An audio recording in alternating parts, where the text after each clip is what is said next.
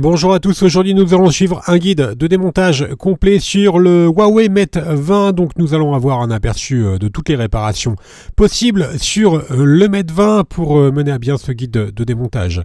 Nous sommes aidés du patron universel des démontages que vous retrouverez bien sûr sur notre site internet. Vous retrouverez également toutes les pièces détachées pour le Mate 20 ainsi que le kit d'outils numéro 1 que nous avons utilisé pour démonter le Mate 20.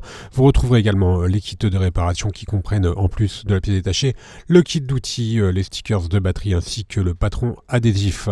En commandant ces pièces sur notre site internet, vous bénéficiez d'une assistance technique gratuite par chat, par téléphone et également par email, et vous bénéficiez également de 10% de remise avec le code YouTube. Nous avons attribué une note de réparabilité de 14 sur 20 au Mate 20. C'est une note assez bonne. À noter que le changement d'écran et également le changement de la vitre arrière sont assez faciles. On va commencer tout de suite la réparation. Avant cela, bien sûr, on va vérifier le numéro de modèle. Pour être sûr d'être en possession d'un Mate 20, vous devez avoir des numéros de modèle qui doivent correspondre à ceux indiqués sur l'écran. Et bien sûr, comme avant chaque ouverture, nous allons éteindre l'appareil et retirer le rack des cartes Nano SIM et Nano Memory. Nano Memory pour mémoire. Il s'agit de la carte mémoire spécifique utilisée par Huawei. Pour ouvrir le Mate 20, nous allons devoir décoller la vitre arrière. La vitre arrière elle est collée sur le châssis du téléphone et pour faciliter le décollage de la vitre arrière, nous allons devoir chauffer le contour de celle-ci. Alors pour chauffer le contour, nous avons deux solutions. La première méthode, on va utiliser le coussin chauffant. On le place 1 à 2 minutes dans le micro-ondes et ensuite on l'applique tout simplement sur la vitre arrière.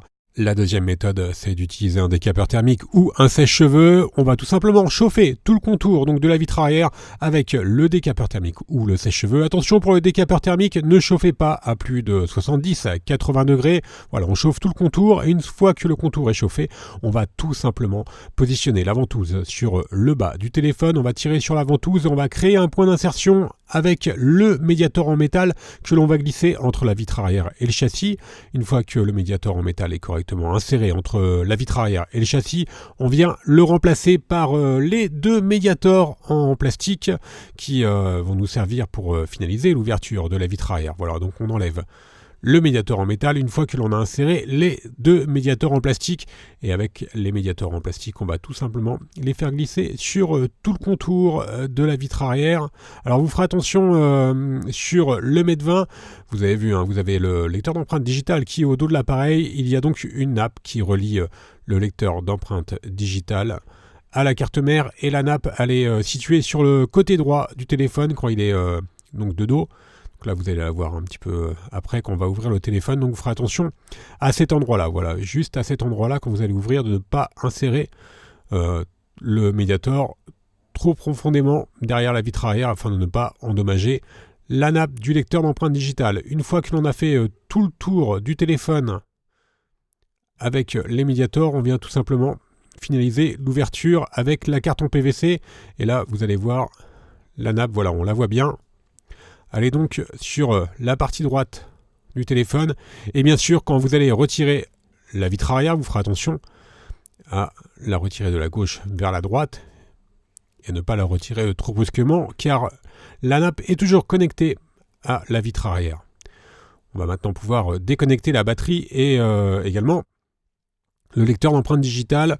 Pour cela, nous allons devoir retirer les autocollants qui cache quelques vis, et on va ensuite enlever donc les 11 vis cruciformes qui maintiennent la plaquette de protection de la carte mère. Alors les 11 vis, il y en a 10 qui sont apparentes, et la 11e, vous allez voir juste après, elle est située sous le flash. Donc on va devoir relever le flash. Alors on enlève déjà les 10 premières. Et ensuite, nous allons soulever le module capteur flash. On le bascule à 90 degrés. On ne l'enlève pas, on fait juste la bascule. Et ensuite, sous le flash, on voit bien la 11e vis cruciforme. Maintenant, on va devoir libérer le film de dissipation thermique. Et celui-ci il est légèrement collé sur la partie basse du téléphone. Donc il est collé sur le haut-parleur, et on va devoir également décoller la nappe qui est juste au-dessus. Donc là on retire la plaquette et voilà, on va décoller la nappe centrale à l'aide du levier. Elle est légèrement collée sur la batterie. Donc on la décolle et le cache, il va venir avec le film de dissipation thermique. Alors si vous abîmez le film, il n'y a aucun danger. Maintenant, nous avons accès aux différents connecteurs et notamment celui de la batterie que l'on déconnecte et également celui du lecteur d'empreintes digitales. On va mettre la vitre arrière de côté et on va s'intéresser maintenant aux haut-parleurs externes et aux connecteurs de charge. On va commencer par déconnecter la nappe d'interconnexion qui relie la carte mère au connecteur de charge et qui passe juste au-dessus de la batterie. Et ensuite, on va pouvoir dévisser le module haut-parleur qui est maintenu par 6 vis cruciformes. Alors c'est une conception assez classique, donc il n'y a pas de difficulté particulière au niveau de la réparation sur le mètre 20. On déconnecte ensuite le câble coaxial qui relie le connecteur de charge à la carte mère et qui est utilisé pour le réseau. On va utiliser ensuite la pincette pour déclipser, décoller le module haut-parleur, qui se retire facilement. Et ensuite, on a donc un aperçu du connecteur de charge. Et sur le connecteur de charge, vous avez la nappe d'interconnexion qui est connectée. Donc on va la déconnecter et on va pouvoir la mettre de côté. Et maintenant, on va pouvoir tout simplement déclipser et retirer le module du connecteur de charge. Donc qui comprend également 2 micros. Et le connecteur de charge, il est donc assez facile à remplacer. Il s'agit d'un module spécifique, donc il n'y a pas de soudure à faire. C'est plutôt une bonne chose. On s'intéresse maintenant à la partie haute du téléphone sur laquelle on va retrouver évidemment la carte mère et les différentes caméras. On va devoir libérer la carte mère et pour ce faire, on va commencer par déconnecter le câble coaxial blanc. Donc on avait déjà déconnecté la première partie. Là, on peut le retirer complètement. On déconnecte maintenant la nappe de l'écran LCD. Et ensuite, nous allons pouvoir déconnecter la nappe des boutons latéraux, donc volume et power. On poursuit par la nappe de la prise jack. Et ensuite, la nappe des capteurs, les capteurs de proximité et luminosité. Et pour finir, nous allons pouvoir déconnecter la caméra avant. La nappe de la caméra avant, elle est juste maintenue avec un petit adhésif, donc on va le décoller. Et ensuite, on va pouvoir déconnecter la nappe de la caméra avant. Et retirer également la caméra à l'aide de la pincette. La carte mère maintenant est prête à être libérée. Donc nous allons utiliser le levier pour la retirer.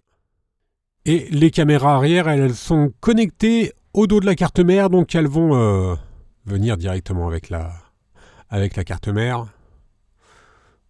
Voilà, on la retire bien, elle reste un petit peu clipsée sur la partie haute, donc on la soulève sur la partie basse et ensuite on la retire. On peut maintenant déconnecter le module capteur flash. Donc le module capteur flash, c'est celui que nous avons déplié en tout début de tutoriel pour accéder à la vis qui était dessous. Et maintenant, on peut s'intéresser à la triple caméra arrière. Donc nous allons retirer 2 connecteurs, déconnecter 2 connecteurs et le module triple caméra arrière. Et ensuite, prêt à être déposé. Alors attention, il s'agit d'un seul module. Vous ne pourrez pas changer une seule caméra, vous serez obligé de changer les 3. On s'intéresse maintenant à la prise jack. Donc la prise jack, elle est située sur le châssis. Et là encore, il s'agit d'une pièce relativement facile à changer. Et on va faire de même pour l'écouteur de l'oreille qui est utilisé donc en mode communication et qui fait également office de haut-parleur. Sur le mètre 20, il y a 2 haut-parleurs. Sur la partie basse, nous allons retrouver le vibreur que l'on va également décoller du châssis.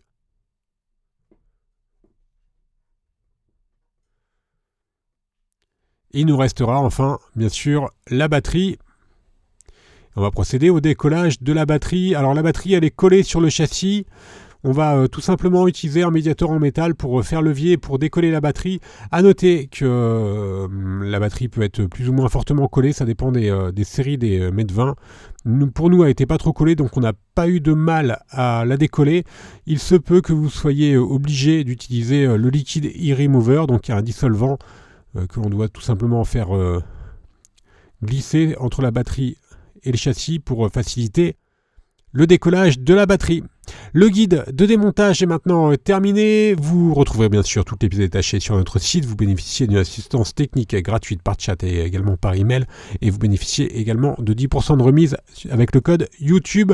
Vous retrouverez toutes les pièces détachées, les tutoriels ainsi que les accessoires pour le Med 20 sur notre site. Merci à tous d'avoir suivi ce guide de démontage et à bientôt pour de nouvelles vidéos.